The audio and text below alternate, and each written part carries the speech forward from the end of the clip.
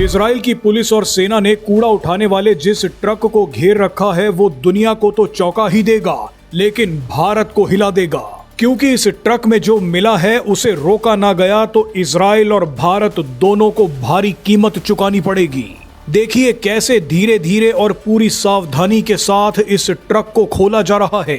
पहली नजर में ये कूड़ा उठाने वाला ट्रक ही लग रहा है, मगर आप जो देख रहे हैं वो सिर्फ आंखों का धोखा है। आपको सबसे पहले बताते हैं कि इस ट्रक में क्या मिला है, उसके बाद बताएंगे कि इस ट्रक की सच्चाई भारत को क्यों हिला सकती है। दरअसल इजराइल के सुरक्षा बलों ने कूड़ा उठाने वाले इस ट्रक को रूटीन चेकिंग के दौरान सामरिया क्रॉसिंग पर रोका।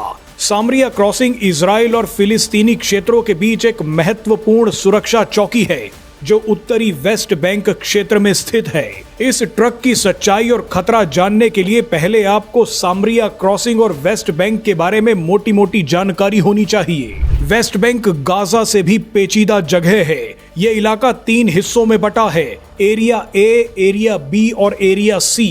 एरिया ए और बी दोनों में फिलिस्तीनी रहते हैं। ये वेस्ट बैंक का 40% हिस्सा है।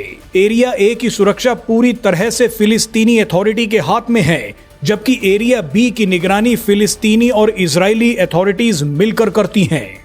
इसके अलावा एरिया सी पूरी तरह इजराइल का है। एरिया सी वेस्ट बैंक का 60% हिस्सा है।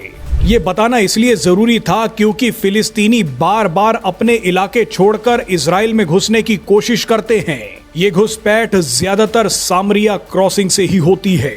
यहीं पर यह ट्रक पकड़ा गया है। इस कूड़ा उठाने वाले ट्रक को खोला गया तो इसमें 68 फिलिस्तीनी निकले जो इजराइल में बस घुसने ही वाले थे। अगर ये फिलिस्तीनी इजराइल के इलाकों में घुस जाते तो बहुत बड़ी घटना को अंजाम दे सकते थे। देखिए कैसे 68 फिलिस्तीनी इस ट्रक में भरे पड़े हैं। कई इजरायलियों का कहना है कि कूड़ा ट्रक के ऊपर नहीं बल्कि ट्रक के अंदर छिपा था। बहरहाल अब आपको बताते हैं कि सामरिया क्रॉसिंग पर जो हुआ है वो भारत के लिए क्यों खतरा है। दरअसल इसी तरह से भारत में भी बांग्लादेशी और रोहिंग्या घुसपैठिए घुसते हैं, लेकिन यहाँ पर भारत की स्थिति इजराइल से भी ज्यादा खतरनाक है क्योंकि बांग्लादेशी और रोहिंग्या भारत में एक वोट बैंक बन जाते हैं। उन्हें राजनीतिक हितों के लिए पाला जाता है। जरूरत पड़ने पर इनसे पत्थरबाजी कराई जाती है। फर्जी कागज बनाकर ये भारत का ही हिस्सा बन जाते हैं। मूल आबादी को भागने पर मजबूर कर देते हैं। इलाके की पूरी डेमोग्राफी बदल देते हैं। पश्चिम बंगाल और असम में ऐसे कई इलाके हैं जो बांग्लादेशियों और रोहिंग्याओं की वजह से पूरी तरह से मुस्लिम मेजॉरिटी इलाके बन गए हैं। ये घुसपैठिए आम भारतीयों का हक खाते हैं।